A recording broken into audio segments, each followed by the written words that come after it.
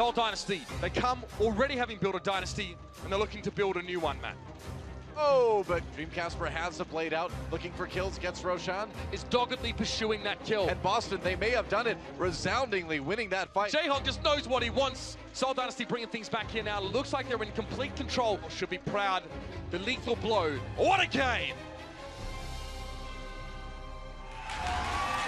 It's Friday night in the Blizzard Arena, and that means it's time for some more Overwatch League. Welcome back, ladies and gentlemen. We are coming at you live from Los Angeles, California. This is day 7 of the regular season, and we are just getting started. I'm your host, Chris Puckett, and today I'm joined at the desk. We got some of the biggest brains and the biggest analysts we could find. We got the 6'7" reinforcement back in action alongside Sideshow and our insider, Zoe. And we're coming off an amazing day 6. Yeah, yesterday was fantastic. We had 3 spectacular matches, and then we ended with Los Angeles Gladiators reverse sweeping Philadelphia Fusion. And that was the first reverse sweep you actually saw here in the Overwatch League, so that was really, really enjoyable to watch. Really good matches to close out last night. The hometown team got a big win. Today, they're not playing. Well, let's look at our schedule as we're opening things up here. The Boston Uprising looking for a major upset as they take on the 3-0 Seoul Dynasty. A little bit later, the Shanghai Dragons of Florida Mayhem face off for their first win of the regular season, and the London Spitfire get a chance to improve to 3-0, going up against a Dallas Fuel squad that desperately needs to dig themselves out of a hole. Yeah, that should be a fantastic match to close out today. Dallas Fuel, they're in a slump at the moment, but I believe in these guys. They can bounce back. They always have done in the past, and London are such a phenomenal team already. I think that one at 8 o'clock is going to be our match of the day, but we're starting this day off with a good one. Give it up for our first team to walk out to the stage. It's the Seoul Dynasty.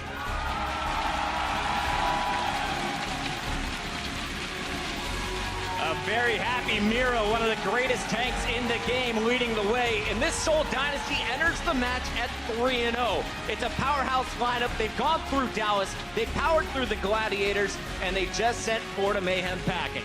Yeah, I mean, their results speak for themselves. The Dynasty looked strong in week 1, but they claimed they only performed at a 6 out of 10. So that means we haven't even seen their final form yet. And I really like that they have been experimenting at the last few games. They went for non-meta picks. We saw them swap in players we haven't really seen on the stage.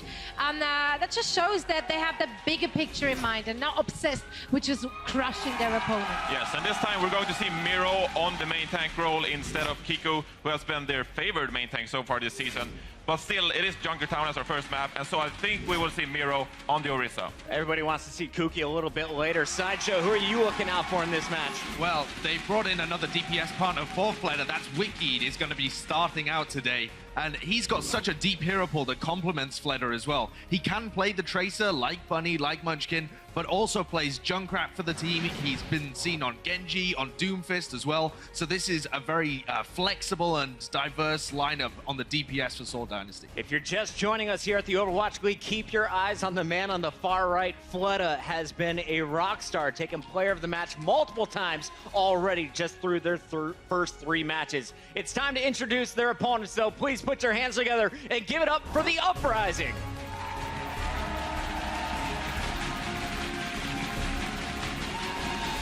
Boston entering the match at a 1-1 record. They lost to New York XL 1-3 before going on to defeat Florida 4-0.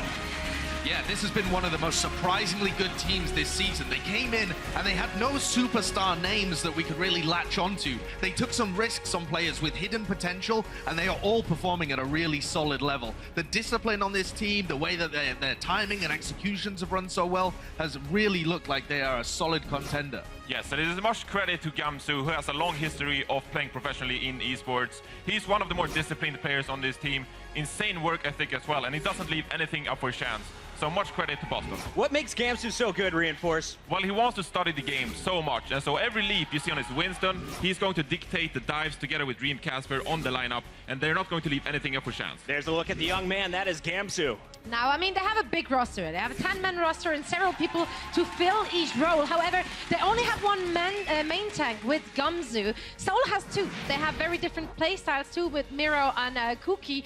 Now, very often the main tank style dictates how the rest of the team is actually going to play. So this could make Boston Uprising a little bit transparent for the other teams. All right, they can see what is coming now. While the read may be something going against Boston. Let's talk about something that's in their favor. And Johnny, that's the map pool. Should they be happy with our opening 2 maps? Yes, once again, we're going to play Junkertown, and the Korean teams have struggled quite a bit on Junkertown. So Boston Uprising has some upset potential. Last week, they beat the New York Excelsior on Horizon Lunar Colony, so they have a good chance there as well. And they crushed Florida Mayhem with a tank composition last week, which we're going to see for our 3rd control map.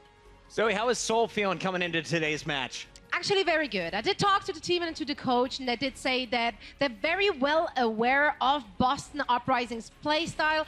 They did mention their Genji player, their Tracer player, and this is kind of what they're going to look out for. Yeah, Boston have a very set style. From what we've seen so far, they run this Tracer Genji, and Dream Casper is kind of their star player, the guy that's making the plays. He goes on big flanks around while the rest of the dive is set up, and Dream Casper can often be seen cleaning up those kills, and the timing and execution on those dives has been stellar so far. But it is one set style, and Seoul's greatest ability has always been to adapt to opponents. So we want to see more stuff from Boston Uprising, even though this has been spectacular for them so far, so surprisingly good. We saw a little bit of quad tank coming out from them previously. Things like this are what's required, I think, to knock Seoul off their game a little bit. And here are just a few highlights. You mentioned Seoul can adapt to their opponent. Well, so can Dream Casper. So far throughout the regular season, he's played 9 heroes. Let me read these off. We got Reaper, Mei, Hanzo, Soldier 76, Pharah, McCree, Roadhog, Widowmaker, and Genji. Ridiculous hero pool, and he has shined in all of these heroes. But Johnny, when you're looking at this man today, what do you want to see him on? I'd actually like to see some more Roadhog because he was so good versus Florida on it. He has insane hook accuracy, probably the best in the league actually. Yes, 87.5%, so that's an amazing hook accuracy right there. And if he can keep finding picks on Fleta or Wicked, I mean, that's going to make the difference. I just got to hear from the audience real quick. I've been on Roadhog a few times. I can't remember a single game being above 60%. How many of you guys have ever put anywhere near an 87.5? I mean, I have. Exactly. Nobody here in the venue. Keep your eyes on Dream Casper. He is going to be the X factor if Boston wants to walk away with the win. Johnny mentioned it. The first 2 maps are in Boston's favor. We'll find out if they can get off to a hot start. It's time to send it backstage and get game 1 going. Let's send it over to Monty and Doa. Hey guys, that's right. It is time to get started. Boston Uprising taking on Seoul Dynasty, and I'm excited about this one, Monty. Boston has looked better every single match we've seen them, in my opinion. Yeah, and both of these teams are coming off 4-0 wins over the Florida Mayhem. True. So they've looked dominant in their last showing. I do think that, as was mentioned on the desk, it has been a struggle for Seoul on Junkertown. They did lose, of course, to the Dallas Fuel on our opening day on that map. Yeah. And then it was not so clean when they played against the Gladiators either. But with this starting roster, we have mixed things up yet again, and it looks like with, of course, Miro and Zunba back in the lineup, they may be trying to push very hard and play some of their best players for this particular match. Yeah, and I mean, you look at that last one, and it didn't seem like they were, taking it the most seriously. They did use more of their subs than we would normally see, so the fact that they're fielding this roster against Boston kind of shows you right off the bat what Seoul thinks of the level of this team, and I think we're going to see it in the gameplay, too. Yeah, and we've seen some interesting attacks overall from the Dynasty on Junkertown. They've been successful running Jaehong on Mei on point A in conjunction with a Junkrat and a Roadhog. So interesting zone control and pick composition. And they've been really the only one who's been successful with that Mei. Other teams have tried, but they've been the one to make it work. And we'll see if they go with that lineup again on attack. That's right, here we go. Boston Uprising on the defense. Seoul Dynasty going to be attacking first here on Junkertown. And Wekid switching over to the Junkrat. But will we see the Jaehong Mei? I would love to see that. Maybe after Sonic Arrow comes out, yes, he'll do it, but typically I'm not going to get my hopes up. They do shoot the Sonic Arrow out first before the swap to Mei occurs, just to make sure that they're not going to be jumped upon by a quad tank coming out of that building that you see on the right-hand side of your screen right now. Jaehong looks like he is going to go Bastion, however, instead, so it will be that single support double sniper setup that we see most frequently here on Junkertown Attack. Oh yeah, we have seen that quite a bit this season. It's been fun to watch. Zunba, dodging a couple early shots, sneaking around the side. We'll see if he can get any of those early hooks. Popping out up on the high ground. May's out. Nothing yet. Oh, and yeah, Jaehong swaps over to the Mei. Cool. Yeah, they are going to use this Mei again, and the idea here is that you want to push forward and use the ice wall to isolate targets and quickly shut them down. Also limits the enemy Widowmaker's ability to get long sight lines. Yep. Onto the members of your team, and you've got Fleta as well for a bit of counter sniping. Oh, Jaehong, I mean, the thing is firing those Mei darts, those right clicks, the alternate fire is kind of like firing a sleep dart on Ana, so you know he's going to be ultra accurate with them, just the way that projectile moves. Going after Striker here.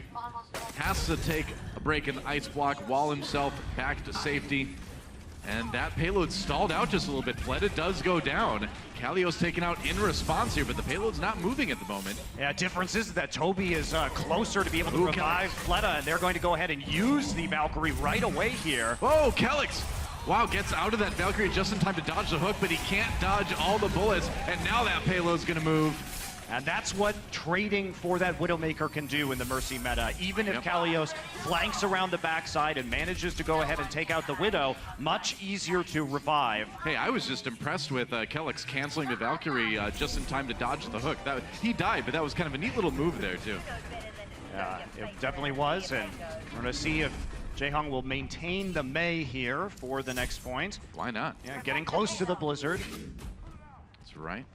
And that is true. Jaehong is the only player that has played more than 2 minutes of Mei, and most of the other players who have played Mei have been stalling out on the second point of assault maps. Oh, yeah. Fleta taken out by Dreamcasper already. Maywall goes down, but Boston having firm control over the payload at the moment. And they found a good amount of defensive stability here at the beginning of point B. This is where you want to hold the payload if you get the opportunity. Yeah, really it was Neko hitting the shots onto Jaehong that were able to clean up that point because the wall had already been deployed, cutting out one of their areas of attack. Yeah. And so that was what caused them to push back. And Jaehong with 97% of the way towards the Blizzard will stick on it. Miro now going to be over on the Winston, and Fleta moving from the Widowmaker to the McCree as a response to the dive composition that we see from Boston. He will immediately get a kill onto Striker. Yeah, Striker's been such a good flanker for Boston, but Fleta ready with that McCree, has to back away now. Neko does go down. Flashbang, did he get the kill? No, not quite. Kelix still alive, but here comes a Riptire. Now Kelix taken down. Caught him in midair, and can Seoul use this to move the payload? Yes. Like they can. Yeah, yes they can. That revive not going to be enough. So the Riptire deployed at the right time. They knew that the Valkyrie was going to be available and targeted the Flying Mercy. That was a punishment because they knew the Mercy would come in to revive Striker, who had died very deep in the back lines against the McCree, against Fleta's McCree. So as soon as they see that, it's an opportunity for them to get the punish with the pick of the Riptire. Oh, Dreamcasper comes in with the Dragon Blade out, but immediately dies.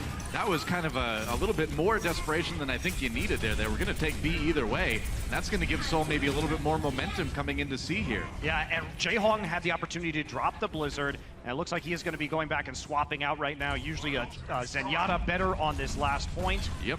Too much verticality here. It's easy for people to get around the Mei walls, and you need that Orb of Discord to cleanly pick off targets and finish the map. Wiki's still on that Junkrat. Yeah, so anyway, the result of that play is that they get a lot more value because they were going to switch anyway. A couple ultimates used by Boston as they try to push Seoul back a little bit here. Self-destruct, not really getting anything for Seoul at the moment, but Gamsu just batting people around with that Primal Raging Winston. Boston once again will stall out Seoul. One of the bright spots of Boston has definitely been their tank line and Gamsu's ability to make plays with the Primal Rage. So catching them in a corridor right there, Gamsu is going to knock everybody back, get both supports actually off the map, and that will lead to a very quick team fight win for Boston. I would not want to be in a narrow hallway with an angry Winston. Not just Winston, I take any angry gorilla. I'd take pretty much any hero in Overwatch, actually. Wouldn't want to be in a narrow hallway with any of them. Not if they were angry at me. Miro has his Primal Rage up. Zumba does get the kill onto Gamsu. Maybe went a little bit too deep that time. Here comes a Tire again, biding his time, trying to look for those targets. Is he going to find anyone? He finds Kelix again as Kelix goes for another res. Miro in that Winston ultimate right now, just ended. trying to pave the way for the payload to keep rolling. And Casper, again, during that play, tries to dive into the back line to deal with Fleta, ends up giving up his life, and that's a big team wipe in favor of the Seoul Dynasty, and they're going to get some movement on the payload here while the members of Boston try and regroup. A couple of support ultimates are coming up relatively soon for them, but they are already going to be matched in terms of percent by the Dynasty. I would say they're pretty close to having both support ultimates as well.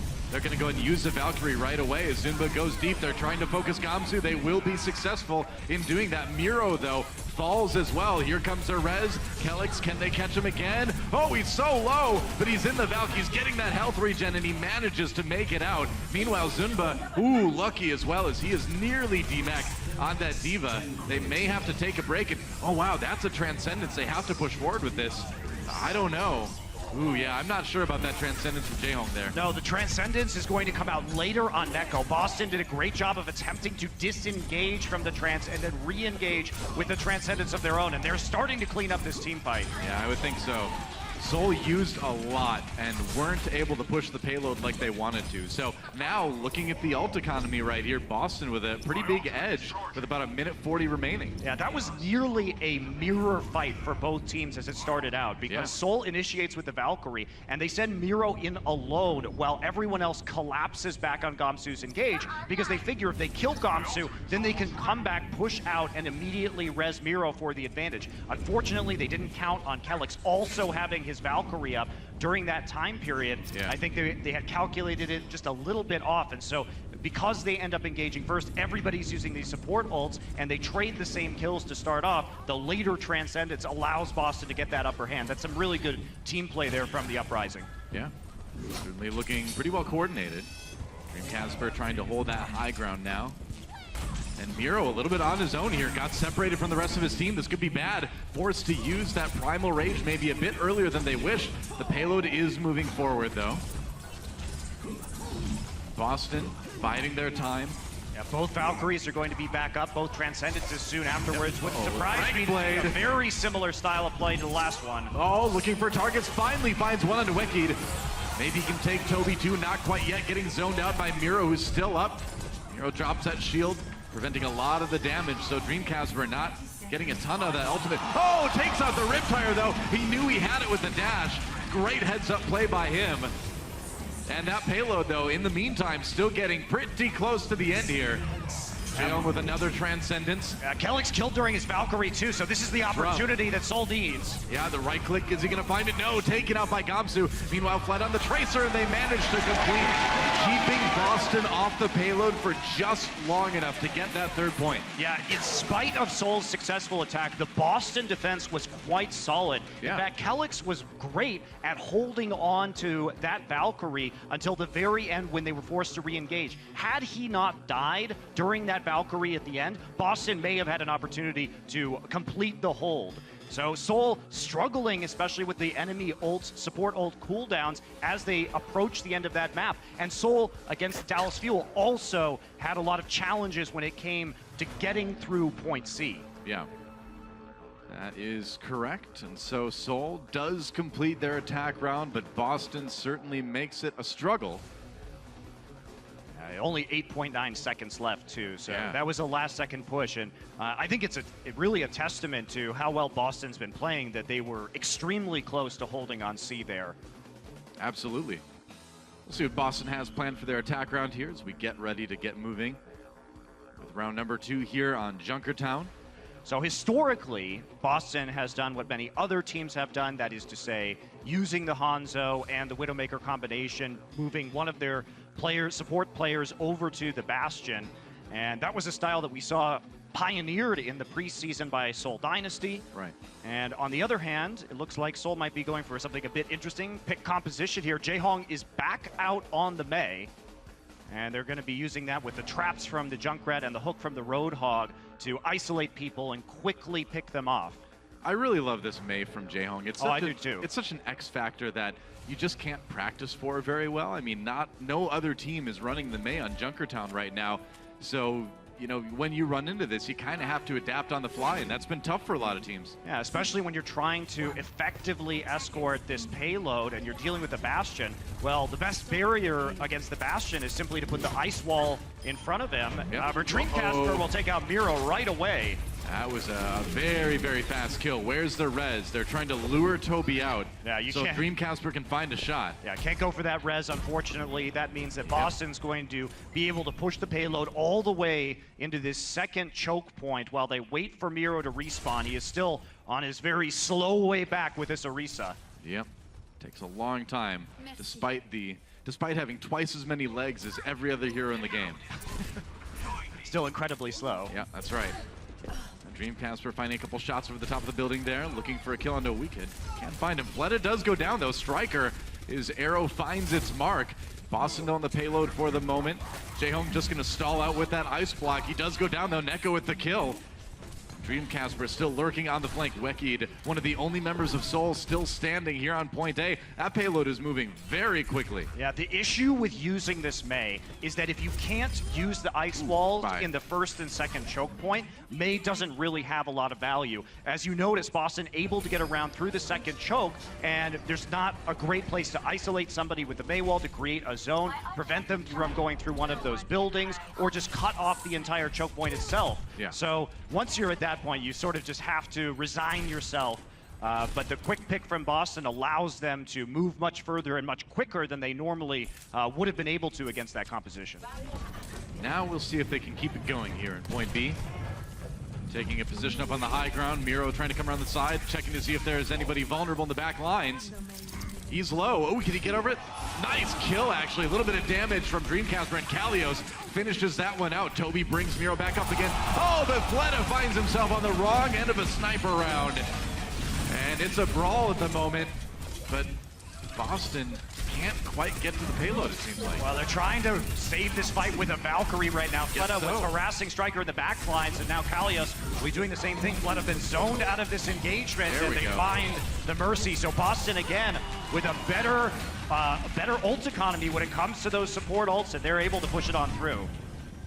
It is interesting. You know, we've talked about Seoul's supports being kind of in a rough meta for them. You know, we normally see the Lucio Ana, right? And now we see Toby and Jaehong having to play heroes that they're not quite as dominant on, and I think it is showing a little bit here. Well, I'm liking... Cool, Miro. Miro! Yeah, diving in there.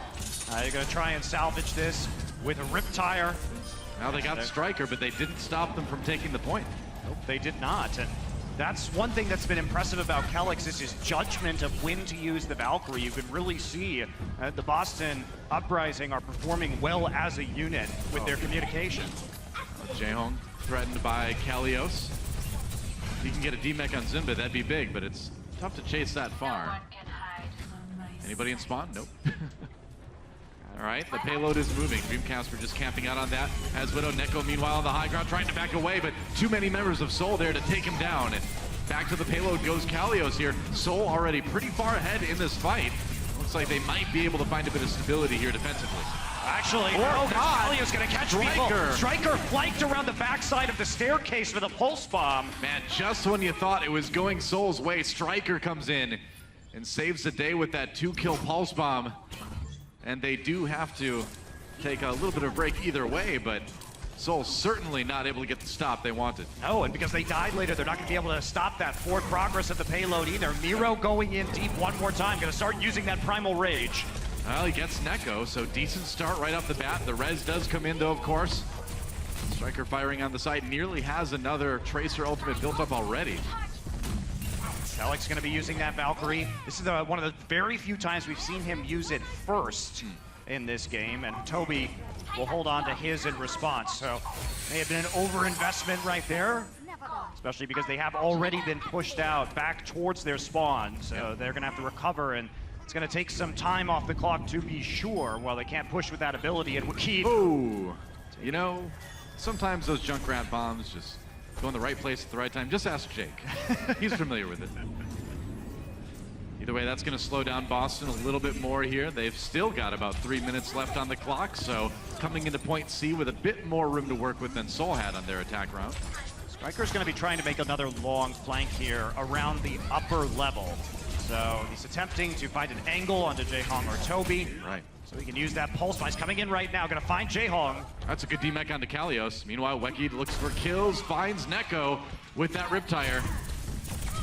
Seoul coming out ahead on this one. Boston's problem right now is that they've run the same play about 2 or 3 times in a row with Striker trying to get a long flank in. And because now Toby and Jaehong are watching for this, he tried to go onto Jaehong and Toby immediately flew back to give him some of that mercy healing. They needed to attempt a different approach. Yeah.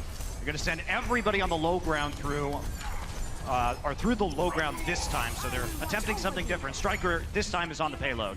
There's the res on the Miro. Valkyrie used by Toby. Dreamcasper does go down, and here's Fleta with the Dragon Blade trying to find a couple targets. He cut down Kellex early in the fight, and he's gonna get more, and that's gonna be another stronghold for Seoul.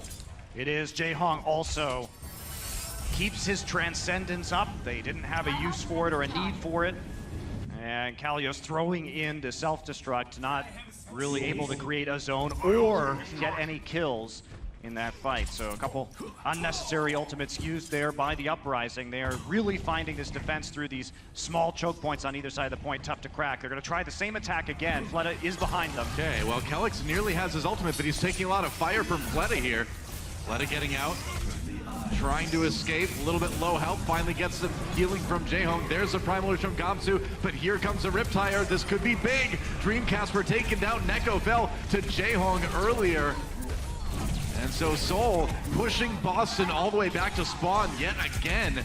Miro finishes the kill onto Kellex right as Kalios. That's big. If he had not killed Kellex, that may have been a problem for Seoul. But yeah, definitely would have been with the closer spawns, yeah. But as it stands right now, Miro will be able to jump over through the middle of the map and around the U-bend and get right back into the action by the time they regroup. Striker again trying for the flank around the side. No pulse bomb this time, but Zunba is ready for this. You can see they're already moving to counter. You know, if you've been keeping an eye on the kill feed, you've seen Neko die early in pretty much every push here. At this point, Fleta has kind of got them downloaded. He's been able to find Neko a lot and illuminate that Zenyatta before the push even begins. It's been an issue, and we've seen from Boston more of the Tracer Genji dive style of compositions than really anything else they've run. Sure enough. Here we go again, diving real deep, but Gamsu goes a bit too deep, gets taken out. Oh, and Kellex lured in. The trap was set, and Wekid sprung it, man. Double kill with that Riptire, and the push is done again. And you know, one criticism we've had with Boston is that while they do look well practiced, they haven't shown a large variety in strategy, and I think that's coming back to haunt them right now. Yeah, they definitely are struggling to adapt here on point C. It is a hard point to take, but they have been read at this point by Boston, or by Seoul rather, and they're just getting punished in these choke points. One last chance, OT ticking away. Gamsu's gonna drop down on the payload to keep the overtime bar alive. Fleta with the Dragon Blade kills Kellex immediately. There goes Gamsu. OT ticking down, and Seoul already has the kills they need, unless there's another big turnaround. Dreamcasper maybe a big no Dragon Blade for him, as he was killed by the self-destruct, and that will be it. Seoul Dynasty tested, but they will hold on Junkertown. I still think we saw some impressive play out of Boston, but just like everybody else that's played against the Dynasty in this very young first season of the Overwatch League, things only work up to a point, right? You can run that strategy. Eventually, they will figure out the adaptations, whether it's in terms of composition or in tactics that they need to make. And Boston was simply running the same play over and over and over again on point C. And we saw Dynasty respond to it differently every time, whether it was coming around the flank on themselves with Fleta in the back, just running different tactics. Sounds good. Exciting first map. Second one coming up just after this. The Overwatch League is brought to you by Omen by HP.